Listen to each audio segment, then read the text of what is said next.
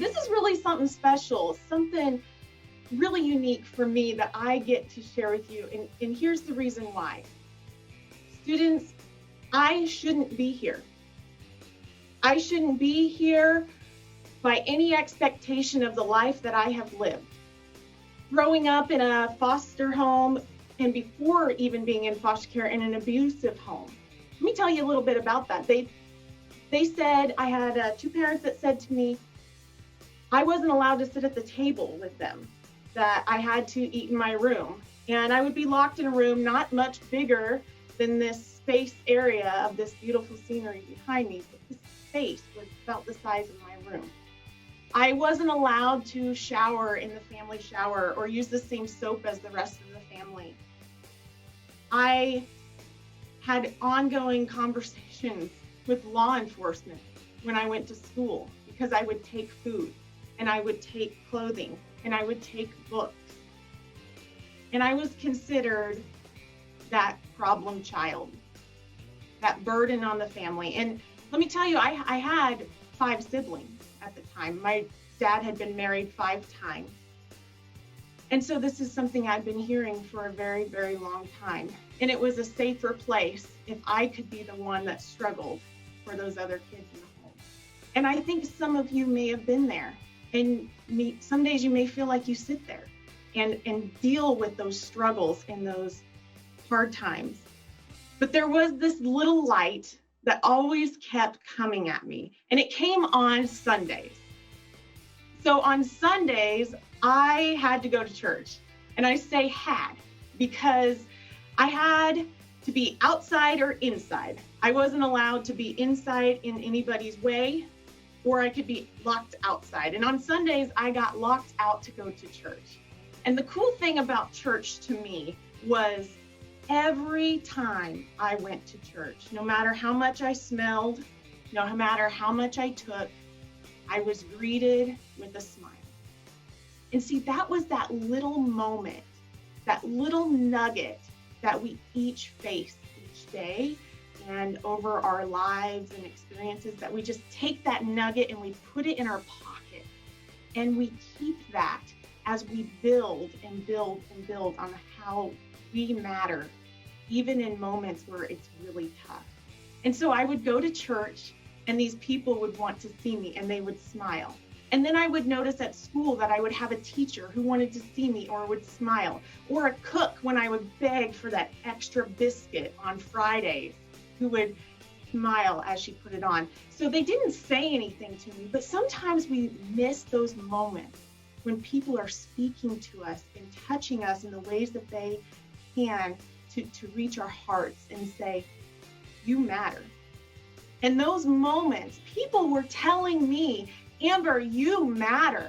That situation you're in at home, when they say you are not worthy, they're lying and you matter. And they were saying it in some of the deepest ways that I was pulling them and putting them in my little pocket. And somehow those pockets began to fill up as you do that. And that's how I got to that next step of coming from a home where you never knew how my parents would arrive at the end of the day, what substance they may be taking, how their behaviors may be. That was unpredictable. But these little things I pull out and I would say, you matter, Amber, because that person at church smiled, or that person at school, or that friend who texted you, or that grandmother who cared. Finding those little nuggets, because the truth is, in childhood and growing up in whatever age group, middle school or high school that you're at, life is tough. I don't think we are fair sometimes in saying how true that is. It is tough. It's with building those things, though, that we become tough as well to make it through those tough times. So let me tell you another story. When I was about 12 years old, I finally got put into foster care for the umpteenth time in my life. Many, many times it had happened. I was in the 6th grade, and this was supposed to be that next step forward, right? Because I came from a disruptive home where there was addictions and abuse and neglect, and this is supposed to be better, right? Well, I don't know about you, but I think I've realized that challenges are tough and big steps forward can feel like the biggest challenges. And I know that going into that foster care system was probably one of, if not the hardest experiences of my life, because I knew I wasn't going home. And actually, my father told me, "You're not coming home." So I didn't know where that future was going to be. I didn't know what the answers were going to bring. What I did find out, though, was the second point, that when life is tough, our power is to find that we have choices. Isn't that amazing? Somehow in this moment, in this environment, in this home, in this foster home, in these visits and these addictions and these struggles and this depression that I'm sitting in and day out, I realized, wow, all these little tools that have been in my pocket are allowing me to have some choices. Value then goes to choices and action. I learned this one really big whenever I had a birthday, and it was a supervised visit. Remember, I have 5 siblings that didn't get taken from the home. And I was supposed to have a birthday party in a supervised room, and nobody came. They said, "You told the secret of the family. We don't want to celebrate that day." So I had a choice. See, you have a choice to keep watching, to be sitting, to be standing. I have a choice to speak or not to speak. And in that day, it came to me that I have a choice here. I have a lot of feelings and emotions, and that's acceptable, and that's what they are. My choice is how I'm going to handle those. And I can be angry and resentful, and I can step into that addiction or that substance or that negative, or I'm going to sit here and I'm going to say, man, life is tough and this is tough. But dang it, I'm going to show you that so am I. And it was that day that those little tools started coming out of that pocket and building it up inside that you matter. They smiled at you, you can do this. And I started making healthier choices. Not perfect choices. I wish I could say it was perfect, but healthier choices. What are kind of choices? Not giving up when you lose, when you aren't the winner of everything, or it doesn't go the way you planned. Don't give up. That was a choice because, man, there was a whole lot of things in struggling families and addictions that I don't win, but I don't give up. And that perseverance makes it through.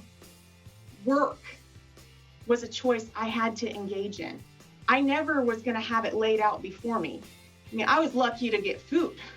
So if I wanted a good, diligent type of food, I'm going to have to work to learn how to make it, and then I'm going to make it. And I'm going to find people that I could talk to. Not people that I had to be perfect around, and not people who were going to coddle me. I needed those people who were going to hold me to the expectation of what I could be. They had to support me and believe in me. Finding people I admired and wanted to be like, and then asking for help. I know I said the word help.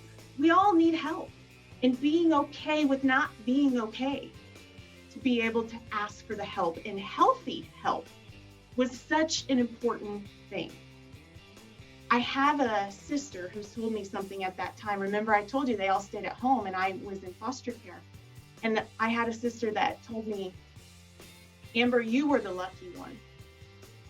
You were the lucky one who was in foster care. Now, I can't say that I believe that. I don't think any of us have the easy road to life. I think we falsely think that it's supposed to be easy, because really life is a challenge, and that perseverance gets us. But what I think she was saying was, I'm really proud of what you've made from those struggles.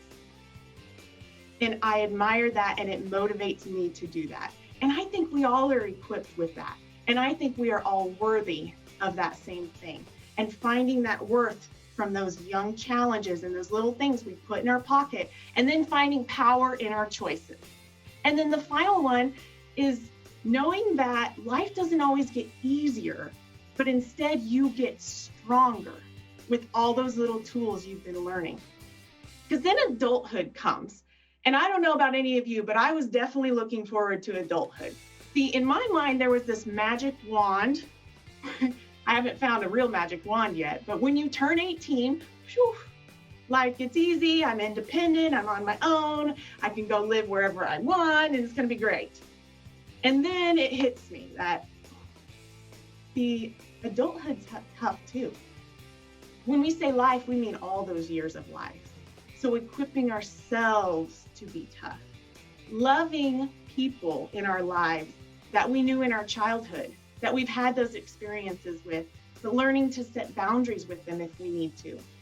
So when I come into contact with my dad or my biological family as an adult, learning that you can love somebody and set limits to ensure that you're not going to repeat that. I had to learn that. I had brain surgery. Yes, screwed up in the head because there's screws in there when I was 20 years old from child abuse, from when I was a young age. And I could either greet that with resentment into adulthood, or I could learn that there is healing. And healing process is a lifelong process. We're not meant to fix it all right now, but instead we accept things where they are and we move forward with our people, with our boundaries, with our love and limits. You can't always determine what your outcome of those around you, but you can invest of the income you bring into you and what you're going to do with it every single time. I wrote a book that's supposed to be coming out next year about finding hope, because I have a lot of people look at me and say, gosh, life is so darn tough. How do I get to where I can be too? And I'm going to tell you that there are steps to that. Accepting that it's tough, making choices that can bring you some power, finding what I call your people. And I think we've had some amazing speakers before me talk about this. And Sean's talked about this. And so be writing these things down. That's one of those, is those people. And these people are those people who are going to be with you in the good, the bad, and the ugly. And they're going to do it with love. That's so, so important. Never limit what you can do to be successful. I went to college and I am a social worker, and I work with people and families and children. I work with parents because there's a process of forgiveness that is very challenging and healing. And so you may need your people for that. You may need somebody to talk to. You may need somebody right now in school to talk to, and greet those people and be okay with that. You can do it wherever you are and wherever your goal is. If you want to go to college, if you want to start a career, if you want to have your own place, if you want to have your own vehicle, if you want to take care of your own kids and your own animals in a certain particular way, then you need to believe that you can do that. Even though many, many people may tell you that you can't. It's that belief inside that you can. So what I want you to do before I'm done in my minutes is I want you to pull out that piece of paper or that tap phone or wherever you want to put it, and I want you to write a short goal. These are goals. These are things that you see yourself doing, because so often we get caught up in the moment, in the here and now. And as a speaker, we get caught in this moment, but this moment doesn't last forever.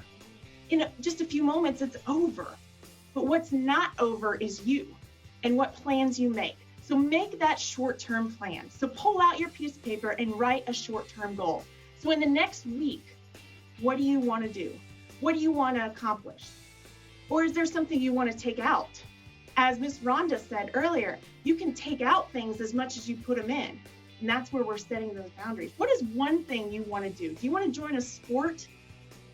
Do you want to have an extracurricular? Do you want to stop that one thing that you need to be giving up? Do you want to apply for that one job? Do you want to forgive that one person? What is it in the next week? And then here's your second challenge, is I want you to write down a long-term goal. So what is a long-term goal? I'm talking about you. right now, in 5 to 10 years, where do you want to be? What do you want to be doing? In about 3 to 4 sentences, write it down. Because even if you don't think right now that you can get there, part of it is making the plan and convincing and supporting yourself with the goals to get there. You don't have to believe it right now to make it happen over time, and having that group and that support to help you. I was told from a very young age, Amber, you'll get nowhere. You'll do nothing. You'll ruin people's lives and you'll end up in jail. That's what I was told. But here, right here with you, saying my short goals, my long goals, and me, that I get to decide who I am and where I'm going to be. And that's what I want you to do with those goals. So take them out, have a short-term and a long-term goals, and it can have more than one to 3, and put them in a place where you can see them. Take a picture, put it on your phone, put it up on your locker, your mirror in the morning. Do something like that where you can continue to have that motivation. So every negative, every challenge, every conflict that comes into your life, you get that constant reminder right there that life is tough, but I have choices, and I can take it and make a great life with who I am and who I was created to be. Because with you, you can persevere, you can make it through, and I know each and every one of you is going to be contacting us, emailing, checking out that website, talking to Mr. Sean, and showing some awesomeness that you were all created for. Because I'm going to say it one last time because I believe it, that life is tough, but students, so are you.